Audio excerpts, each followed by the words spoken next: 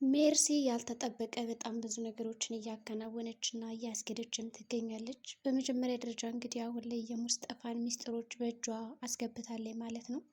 ጀሪ እንግዲህ እንደዚህ ቀላል ሰውና ነፈዝ ሰው ትመስለኝ ነበረ። ለካ ብልጥ ነች፣ መሰሪ ነች። ስለዚህ እሷን መጠንቀቅ አለብኝ በማለት እንግዲህ ከሙስጠፋ ጋር ያላትን ድብቅ ሚስጥር በቀላሉ ልትደርስበት ችላለች። እንዲሁም ሙስጠፋ በድብቅ ከሲፈን ጋር ግንኙነት አለው። በእርግጥም ሲፈንን ለማገዝ ነው የመጣ እሷን ብሎ ነው የመጣው። ግን ደግሞ እንደ አጋጣሚ ሲፈንን ብሎ በመጣበት አጋጣሚ ጀሪ ጋር እንግዲህ ድሮ ጓደኝነት እንዲሁም ባልና ሚስት ነበሩ።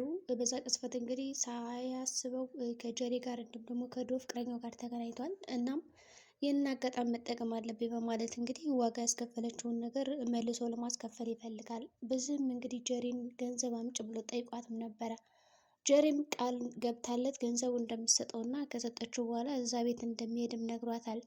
ነገር ግን አቶ አምነን እንዴት አድርጌ ነው ገንዘቡን የሚቀበለው የሚለው ነገር አሳስቧት ስለነበረ በቃል እርዳታ መካከል ቃል እንግዲህ ገንዘቡን አምጥቶላት እሷ ደግሞ ከቤሊን ጋር ልታጣብሰው እንዲሁም ደግሞ አብረው እንዲያደርጉ ልታደርግ ዝግጁን ጨርሳ ፈጽማለች። ከዛም እንግዲህ ትንሽ ደቂቃዎች ሲቀሩት ሜርሲ ቀርጸዋለች ማለት ነው ከጀሪ ጋር እንዲሁም ደግሞ የአንዳንዱ ሲያወሩት የነበረውን ነገር ሜርሲ በቪዲዮ ቀርጻቸዋለች ማለት ነው። ስለዚህ አሁን ሙስጠፋ እኔ እናንተ መደራደር አለብን፣ ምክንያቱም ይህን ነገር በእርግጠኝነት ሲፈን አታውቅም፣ ለሲፈን ነገርኳት ማለት ደግሞ ምን እንደሚፈጠር አንተ ታውቃለህ ትለዋለች። እንግዲህ ሙስጠፋም ሲፈን እንድታውቅ አልፈለገም። ምክንያቱም ሲፈን ይህንን ነገር አወቀች ማለት ነገሮችን በቀላሉ ታበላሸዋቸዋለች። ምክንያቱም የኔን ጸባይ በደንብ ነው የምታውቀው በማለት እንግዲህ ለሜርሲ ይነግራታል። ሜርሲም ስለዚህ በሚስጥር እኔ እናንተ ለራሳችን ጥቅም ስንል መደራደር አለብን ትለዋለች። በእርግጥ ሙስጠፋም እርግጠኛ ነኝ ለራስሽ ጥቅም ስትይ እንደምትረጅኝ እና እንደማትነግሪያት ለእሷ ግልጽ ነው ይላታል። ስለዚህ እሺ ተባብለው እንግዲህ ስራቸውን እያከናወኑ ነው። በሌላ በኩል እንግዲህ ሞርዚና አሁን ላይ የሜርሲን ባለቤት ደብዳቤ እንደላክላት አድርጋ በቃል መሰረት ልትሰጣት አስባለች። ግን ለምንድን ነው መስጠት የፈለገችው ሞርዚና እንደዛ አድርጋ ከዛ ቤት ልታባራት እና ወይስ ደግሞ የሜርሲ ድብቁ ዓላማ ምን እንደሆነ ስላልተገለጠላት ነው ይህን ነገር ማድረግ የፈለገችው። ሆኖም ለቃል እንግዲህ ደብዳቤ ሰጠዋለች። ቃል ይህን ደብዳቤ ማየት የለብም ዝም ብለህ ስጣት ተብሏል። ቃል ደግሞ በሚያሳዝን ሁኔታ ደብዳቤው ምንድን ነው ብሎ ጠይቋት ስለነበረ እሱ በጭራሽ ሊነግራት አልቻለም። ከዛም እንግዲህ እሱ ከፍቶ አይቶታል ማለት ነው፣ ምን እንደሆነ አይቶታል እያንዳንዱ ነገር።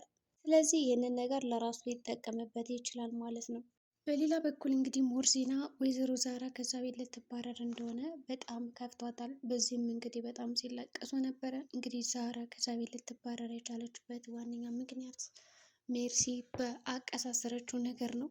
ወይዘሮ ዛራ እየታዘዘችኝ አይደለም፣ እንኳን እንደ ሰውና እንደ ቤቱ እንዲሁም ደግሞ እንደ አክስት ልትይኝ ልክ እንደ ጀሪ እንኳን አድርጋ ልትቆጥረኝ አልቻለችም በማለት እንግዲህ ነገሩን ቀልበስ አድርጋ አቀጣጥላ ለአምነን ተነግረዋለች። አምነን ደግሞ ስሜታዊ ሆኖ በወሰነው ውሳኔ ወይዘሮ ዛራዬን ቤት ለቀሽ ውጭ የሚል ትዕዛዝ ያስተላልፋል። ዛራም ይህንን በሰማሽ ቁጥር እንዴት እኔ እዚህ ቤት በጣም ብዙ ነገሮችን አሳልፌያለሁ፣ ሰርቻለሁ፣ እንደገና ደግሞ እድሜንም መዝና የፈጀሁት በማለት እንግዲህ በጣም ከፍቷት ነበረ። ልጅ እያለች ራሱ ስትጠራው ልጅሽን እዛው ሂጂና ፈልጊ የሚል ቃል ነው የነገራት። በዚህም በጣም ተናዳ እሺ በቃ በማለት እንግዲህ አዝና ልቧ ስብር ብሎ ወደ ኪችን ትሄድና ኪችን ከገባችን በኋላ እንግዲህ እያንዳንዱ ስራዎቿና እቃዎችን እየነካካች እነዚህን እቃዎች በእርግጥም ኃላፊነት የሚሰማው ሰው እንደሚወስዳቸው እርግጥ ነው፣ ግን እዚህ በኋላ ላይ ተመልሼ ላልመጣ እችላለሁ እያለች እንግዲህ ከወይዘሮ ሰማሃት ጋር የነበራትን ጊዜ እያስታወሰች እንግዲህ ብዙ ነገሮችን አድርጋ ማልቀሷን ተቀጣጥለዋለች ማለት ነው። እንግዲህ ውጭ ከመባሏ በፊት ለቤሊን ደስ የሚል ታሪክ እየነገረቻትም ነበረ። በታሪኩም ተመስጣ አዳምጣት እንዲሁም ደግሞ አስተማሪ የሆነ ነገር ነግራትም ነበር ያመሸችው። ቃልም እንግዲህ ቤሊን ተኝታ በነበረበት ሰዓት ያው መቶ አይቷታል። እንዴት ነው የምታምረው እያለ በጣም አሁን ላይ ሰፍ ብሎ ይገኛል። እንግዲህ ቤሊንን ለመጠቀም እንዲሁም ደግሞ የራሱን ለማድረግ ይህንን አጋጣሚና ሰከንድ ደቂቃ እንዲሁም ደግሞ ማንም ሰው በማይኖርበት አጋጣሚ ለማድረግ እየፈለገ ነው። ቤሊንን እንግዲህ ጀሪ ያው ልትሰጠው ነው።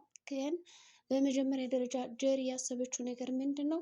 መጀመሪያ እኔ እናንተ ጓደኛሞች እንሆን ትልና ቤሊን እንዲሁም ደግሞ ወይዘሮ ዛራ ጓደኞቿ ሁነው ከዛም በኋላ በቃ ካመኗት እና ካሳመነቻቸው በኋላ ቤሊን ያው እኔና አንቺ ጓደኛ አይደለን፣ ስለዚህ ነይ እንሂድ እዚህ ቦታ ትልና የፈለጋትን ነገር ልታስደርጋት ትችላለች ማለት ነው። እናም ቤሊን ምንም አልጠበቀችም፣ አልገመተችም። ሰው የጀሪን ጓደኝነት ተቀብላለች። በዛም ቅጽበት እንግዲህ በጠዋቱ ዛራን ላግዝ ብላ ቤት እያጸዳች ምናምን ነበር እና በዛም እንግዲህ አምነን ሲያት በጣም ነው ደስ የሚለው። በነገራችን ላይ አምነን እንግዲህ ቤሊንን ብቻ ሲያይ ፈገግ ይላል። እንግዲህ ከዛ ሁሉ ሴት መካከል ሌሎቹን በስሬት ነው የሚያናግራቸው፣ እንዲሁም ደግሞ ዝም ብሎ ነው የሚመለከታቸው።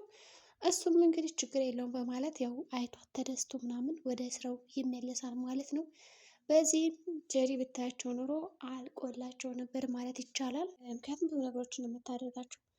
በሌላ በኩል ደግሞ አሁን ላይ እንግዲህ ጀሪና ሙስጠፋ የደበቁት ሚስጥር ስላለ በጣም እየተጨቃጨቁ ስለነበረ በጥፊ እስከ መመታት ደርሳለች ማለት ነው። አሁን እኔ የድሮ ሙስጠፋ አይደለሁም፣ ስለዚህ ክብር እንዲኖርሽ እፈልጋለሁ፣ ከኔ ጋር ስታናግሪኝ በክብር አናግሪኝ የሚል ትዕዛዝ ነው የሰጣት። በእርግጥም ጀሪ ምንም አይነት ክብር አታሳየውም ነበረ። ንቀት የተሞላበት ንግግር ነው የምትናገረው። በዛም እንግዲህ ተናዶ በጥፊ ያጭሏታል ማለት ነው። በጥፊ ከደበደባትም በኋላ በምን መታኸኝ የሚል እንግዲህ ትዕዛዝም ስታዘንብበት ነበረ። ከዛም ሜርሲ ማየታቸው በቀላሉ እንዲገላገሉ አድርገዋል። እናም እንግዲህ በሌላ በኩል ደግሞ ወደ ሲፈን መኝታ ክፍል ስትሄድ ሜርሲ ሙስጠፋን አይተዋለች እና ይህ ሰው ማን ነው? በቃ አንድ ቀን እዚህ የጠፈች ባድር እንዴት ነው ሰዎች ሁላ ተገለባብጠው የመጡት? ማን ነው? ምንድን ነው የሚል ነገር በጣም ጥያቄ ፈጥሮባት ነበረ። ግን ወዲያውኑ ሲፈን ወንድሜ ነው የሚል እንግዲህ ቃል ስትሰጣት ለዛ ነው እንዴ ቅድም እኮ ሞርዜናን ሳያት አንቺ ጠፍተሽ በነበረበት ሰዓት ጥሩ ጊዜ አሳልፈናል አለችኝ። አሁን ደግሞ ይህን ሳየው ምንድን ነው ብዬ እኮ ነው የተገረምኩት ትላለች ማለት ነው። ከዛም እንግዲህ ቆም ብለው ማውራት ይጀምራሉ ማለት ነው። እንግዲህ ሌላው ደግሞ ቃል አሁን ላይ የራሱን ስራ እያከናወነ ነው። ጥቅምን የራሱንም ጥቅም የሞርዜናን ብቻ እዛ ቤት ያሉትን ሰዎች እንግዲህ የሚያስፈልጋቸውን ነገር እያደረገ የአምነንን ልብ ለመሳብ እየሞከረ ነው። ግን አምነን እዚህ ጋር እንግዲህ የጓደኛው ጥቅምና ዓላማ አልገባውም። ጓደኛው ቃል ምን አይነት ሰው እንደሆነ እየተረዳ አይመስለኝም። ዝም ብሎ እያመነ ሁሉን ነገር እየነገረው ነው ያለ። ያለዛ የሚወዳትን ልጅ እንግዲህ ይዞበት ይሄዳል። በእርግጠኝነት ቃል እዛ ቤት እንደሚባረር እንግዲህ በቅርቡ ቅርብ ነው ማለት ነው። ምናልባት ካወቀ እንደሚመኛት ቤሊንን እዛ ቤት ሊባረር ይችላል። ግን ደግሞ ቃል ቢባረር እንኳን ተመልሶ የሚገባበት መንገድ አያጣም ብዬ አስባለሁ። አምነን እንኳን ቢያባረረው በእርግጠኝነት ሞርዜና ታመጣዋለች። ምክንያቱም አሁን ላይ የእሷ ቀኝ እጇ ሆኗል። ስራዎቿን እያንዳንዱ የሚያከናውንላት፣ ሚስጥሮቿን ራሱ የሚይዝላት ሆኗል። እናም እንግዲህ ዛህራ እያለቀሰች ልትወጣ ስትል ቤሊን ራሱ እኔ አብሬ እሄዳለሁ በማለት እንግዲህ ያው ሻንጣዋን ይዛ ትወጣለች። አምነን እንግዲህ አሁን ላይ ሳይፈልግ በግዱ ውጭ ብሏት የነበረውን እንድትቀር ያድርጋታል ማለት ነው። ዛህራ ሄደች ማለት ቤሊንም አብራ ወጣች ማለት ነው። ቤሊን እዛ ቤት ከሌለች ደግሞ አቶ አምነን ይደብረዋል። ስለዚህ ቤሊን እንደዛ ማድረጓ ዛህራን ከስራ እንዳትለቅና እንዳትባረር አድርጋ ነበር። በእርግጥ ዛህራ በጣም ከፍቷት ምንም አይነት መያዣ የላትም ነበር እና ከጓደኛዋ ጋር ደውላ እባክሽ ለተወሰነ ቀን ከአንቺ ጋር ልደር እያለቻትም ነበር። ጓደኛዋም ነይ በማለት እንግዲህ ነገረቻት። ስለዚህ ዛህራ እዛ ቤት አትወጣም የሚል ሀሳብ አለኝ። ቤሊን በሷ ምክንያት ትቀራለች። ዛሬ ወዳችን ይመስላል። በቀጣይ ቪዲዮ እስከምንገናኝ መልካም ጊዜ ይሆንላችሁ።